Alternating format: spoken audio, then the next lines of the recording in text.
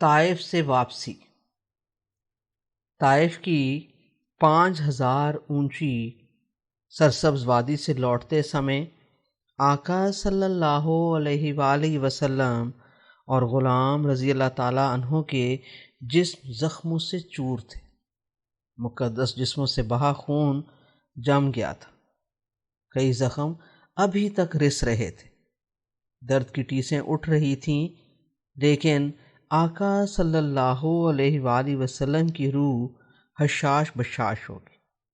واپسی کے سفر میں زمینوں اور آسمانوں اور جو بھی ان کے درمیان میں ہے، اس ساری حاکمیت کے حاکم خدائے مطلق نے زمین کے سینے میں گاڑے ہوئے انسانی بستیوں کو اپنی مٹھی میں لے کر کھڑے پہاڑوں کے حکمران فرشتے کو آقا صلی اللہ علیہ وآلہ وسلم کی کمان میں دے دیا تھا، اور طائف کے بدکماشوں کی بستی کے اجلے ترین مہکتی روح والے سیدنا عداس کو آقا صلی اللہ علیہ وآلہ وسلم کا گرویدہ بنا دیا تھا۔ واپسی کا سفر کہنے کو پھر قدم قدم پیدل تھا۔ وہی اونچے نیچے راستے، سرسبز وادیوں کے بعد بنجر اور سنگلاخ چٹانیں اور ہواؤں میں پراسرار سیٹیاں بجاتی پتھریلی ریت اڑاتی گھاٹیاں۔ انہی گھاٹیوں میں عظیمہ اور بڑی موسمی ندی السیل الکبیر کے مقام پہ آقا صلی اللہ علیہ وآلہ وسلم نے پڑاؤ کیا۔ دن ڈھل گیا، سورج آقا صلی اللہ علیہ وآلہ وسلم کے تھکے قدموں اور مندمل ہوتے زخموں کو چوم کے غروب ہو گیا۔ دھیرے دھیرے رات نے دن کی چادر اتار کے اندھیرے کی بکل ماری۔ آسمان پہ چمکتے تارے آقا صلی اللہ علیہ وآلہ وسلم کے نور کی کرنیں لے کر ٹمٹمانے لگے۔ اندھیرا اتنا گہرا ہو گیا کہ کوئی چند قدم پہ بھی بیٹھا یا کھڑا ہوتا تو نظر نہ آتا۔ ایسے میں نہ نظر آنے والے جنوں کا ایک قافلہ دور ترکی کے علاقے نسبین سے آتا ہوا آقا صلی اللہ علیہ وآلہ وسلم کی پرسوز آواز میں پڑھی جانے والے قرآن پاک کی آسمان سے اتری مقدس آیات کو سن کے ٹھٹک کے رک گئے۔ کہتے ہیں اس سمے آقا صلی اللہ علیہ وآلہ وسلم پہ قرآن کی سورۃ احقاف کی 28 تا 32 آیات نازل ہوں۔ ان آیات میں خدا نے آقا صلی اللہ علیہ وآلہ وسلم کو خوشخبری دی کہ آپ ایک بدراہ بستی کو راہ دکھانے قدم قدم پیدل نکلے تھے۔ انہوں نے آپ کے پیغام پہ توجہ نہ دی۔ دیکھو، زمین و آسمان کے بیچوں بیچ ایک الگ قوم جن آپ کے پیغام کو سن کے ٹھہر گئی۔ وہ قوم جن سیدنا موسیٰ علیہ السلام اور آسمانی کتابوں پہ ایمان رکھنے والے تھے۔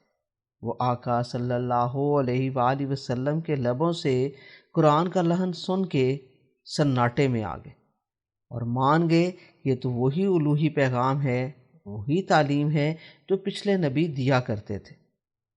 انہوں نے آپس میں مل کر فیصلہ کر لیا کہ آؤ اس کتاب اور اس کے لانے والے صادق الامین رسول صلی اللہ علیہ وآلہ وسلم پہ ایمان لیں۔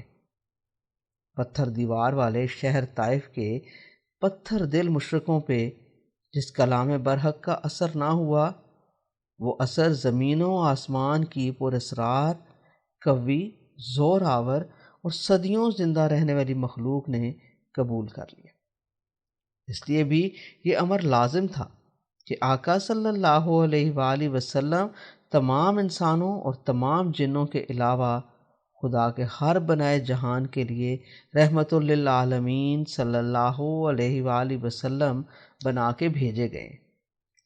اس سے پہلے بھی نبوت کے ابتدائی دور میں جب قریش مسکین مسلمانوں پہ بہت متشدد تھے تو مکہ سے عکاظ جاتے ہوئے کم و بیش اسی راہ میں جنوں کی ایک جماعت کا ادھر سے گزر ہوا تھا۔ جب آقا صلی اللہ علیہ وآلہ وسلم اپنے ساتھیوں کو صبح کی نماز میں قرآن سنا رہے تھے، جنوں کی وہ جماعت قریش مکہ کی طرح منکر تھی۔ مگر آقا صلی اللہ علیہ وآلہ وسلم کی زبان اطہر سے قرآن کی تلاوت سن کے ایمان لے آئی تھی۔ اس سمے آسمان سے سورت جن نازل ہوئی تھی۔ جنوں کے اس پہلے ایمان لانے کے واقعے کے بعد پے در پے جنوں کے وفود آقا صلی اللہ علیہ وآلہ وسلم کی حاضری میں حاضر ہونے لگے تھے۔ ایک رات ہجون کے مقام پہ آقا صلی اللہ علیہ وآلہ وسلم کے سامنے جن اپنا ایک مقدمہ بھی لائے تھے، جس کا آقا صلی اللہ علیہ وآلہ وسلم نے فیصلہ سنایا تھا۔ طائف کی واپسی پہ آقا صلی اللہ علیہ وآلہ وسلم کا الوہی پیغام حدود عرب سے کہیں دور ترکی کے علاقے نسبین کے جنوں کے نصیب میں آ گیا تھا، مگر مکہ کی حدود پہ پہنچ کے آقا صلی اللہ علیہ وآلہ وسلم کو خیال آیا کہ دنیا داری کے رائج قوانین کے احترام میں مکہ میں داخل ہونے سے پہلے وہاں کسی معزز اور مضبوط قبیلے سے تعلق اور قبائلی رسوم کے احترام میں پناہ لینی بھی ضروری ہے، کیونکہ آقا صلی اللہ علیہ وآلہ وسلم کا اپنا قبیلہ بنو ہاشم سیدنا ابو طالب کی وفات کے بعد بدبخت ابو لہب کی سرداری میں تھا، جس نے عرب کی صدیوں پرانی رسوم توڑ کے عرب کے چاند اور کائنات کی وجہ تخلیق آقا صلی اللہ علیہ وآلہ وسلم کو اپنے قبیلے سے بے دخل کر دیا تھا اور ان کی سرپرستی سے ہاتھ اٹھا لیا تھا۔ مکہ میں کسی مضبوط قبیلے کی پناہ اب لازم تھی۔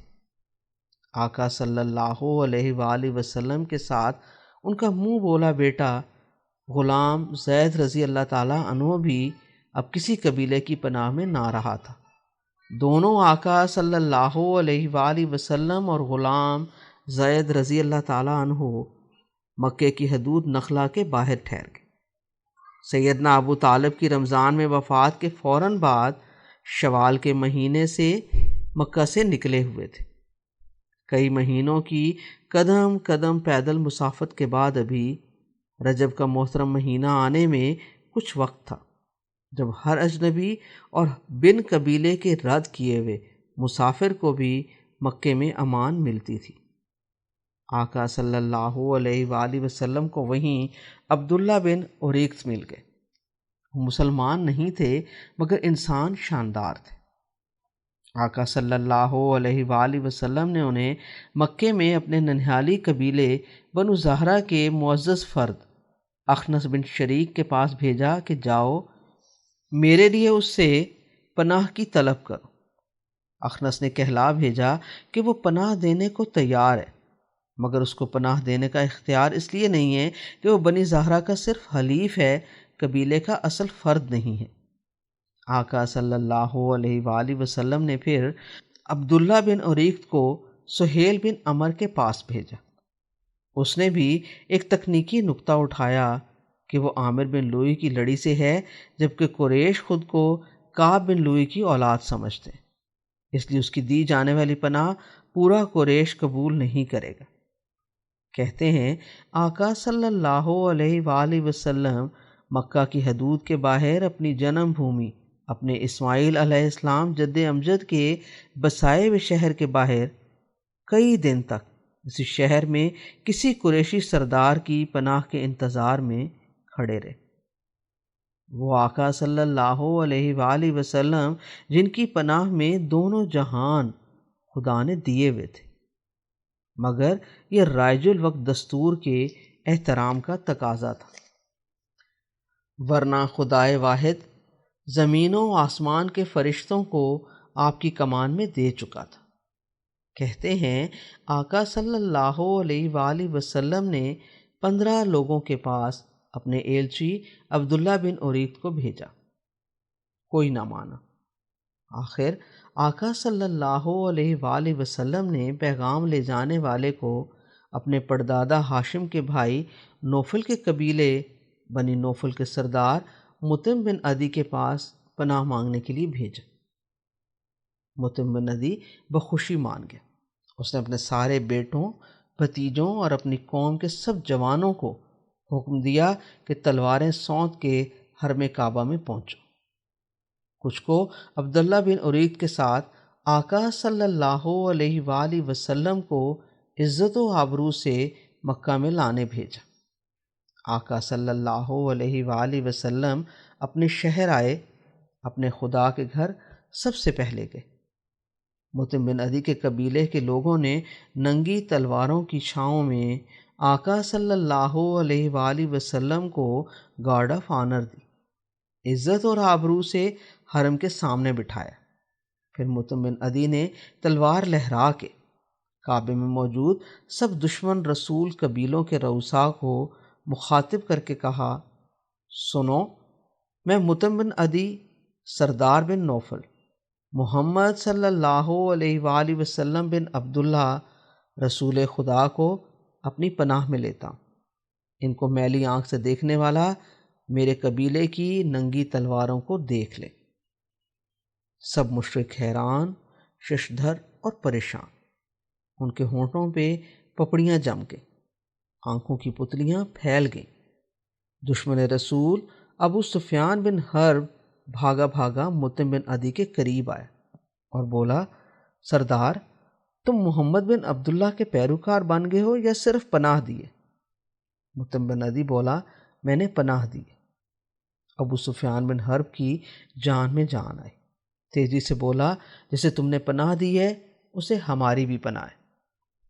ابو جہل نے بھی مطعم بن عدی سے تھوڑی دیر بعد یہی سوال کیا۔ مطعم بن عدی کا وہی جواب تھا۔ ابو جہل بھی سر جھکا کے شرمندگی اور لاچاری سے یہی بڑبڑاتا کھسک گیا، سردار، جسے تم پناہ دو اسے ہماری طرف سے بھی امان ہے۔ آقا صلی اللہ علیہ وآلہ وسلم کے لیے مکے کے وہ آخری 2.25 سال پھر اطمینان اور سکون کے تھے، جیسے ان کی زندگی کے پچھلے 50 سال اپنے چچا سیدنا ابو طالب کی زندگی میں گزرے تھے۔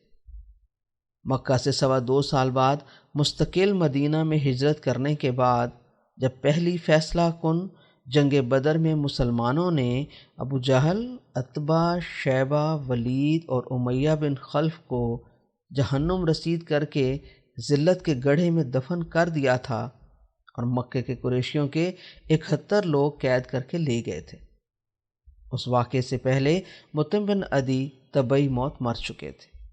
اپنے خاندان بنو نوفل کے کچھ قیدی چھڑانے کے لیے مطعم بن عدی کا بیٹا جبیر بن مطعم فدیے کی رقم طے کرنے مدینہ میں رسول خدا صلی اللہ علیہ وآلہ وسلم کے پاس آیا تو آقا صلی اللہ علیہ وآلہ وسلم نے کہا، آج تمہارے والد مطعم بن عدی اگر زندہ ہوتے اور مجھے ان 2.25 سالوں کی پناہ دینے کے عوض قریش کے سارے قیدی بھی مانگتے تو میں سب کو بغیر فدیہ لیے چھوڑ دیتا۔ سوچنے والی بات ہے، اگر کبھی کسی جہان میں آقا صلی اللہ علیہ وآلہ وسلم کو ساری عمر ہر دشمن سے، ہر موسم اور ہر مرحلے میں محفوظ رکھنے، سرپرستی عطا کرنے اور پناہ دیے رکھنے کے عوض ان کے محبی چچا سیدنا ابو طالب نے کچھ قیدیوں، گناہ گاروں کی آقا صلی اللہ علیہ وآلہ وسلم سے رہائی مانگ لی، تو کیا آقا صلی اللہ علیہ وآلہ وسلم ان سے وہ وعدہ بھی نہ کریں گے جو مطعم بن عدی کے بیٹے جبیر بن مطعم سے کیا تھا؟ جبکہ مطعم بن عدی کے اسی بیٹے نے بدر کے بعد لڑی جانے والی جنگ احد میں آقا صلی اللہ علیہ وآلہ وسلم کے سب سے پیارے چچا، پیارے دوست، خالہ زاد اور رضائی بھائی سیدنا امیر حمزہ رضی اللہ تعالیٰ عنہ کو اپنے غلام حبشی سے ٹارگٹ کر کے شہید کروایا تھا، اور سیدنا ابو طالب کے فرزند سیدنا مولا علی کرم اللہ وجہ کے لیے آقا صلی اللہ علیہ وآلہ وسلم نے جنگ خیبر میں سر عام یہ خوشخبری سنائی کہ یہ وہ ہستی ہیں جن سے اللہ اور اللہ کا رسول صلی اللہ علیہ وآلہ وسلم سب سے زیادہ پیار کرتا ہے۔ سوچنے کی بات ہے، اپنے محسن مطعم بن عدی کے ظالم بیٹے جبیر بن مطعم سے آقا صلی اللہ علیہ وآلہ وسلم جو وعدہ کر گئے وہ اپنے سرپرست اعلیٰ سیدنا ابو طالب کے فرزند سیدنا علی رضی اللہ تعالیٰ عنہ سے نہ نبھائیں گے اگر انہوں نے کبھی کچھ مانگ لیا؟ شاید اسی لیے سیدنا علی رضی اللہ تعالیٰ عنہ کے لیے لوگ کہتے ہیں مشکل کشا۔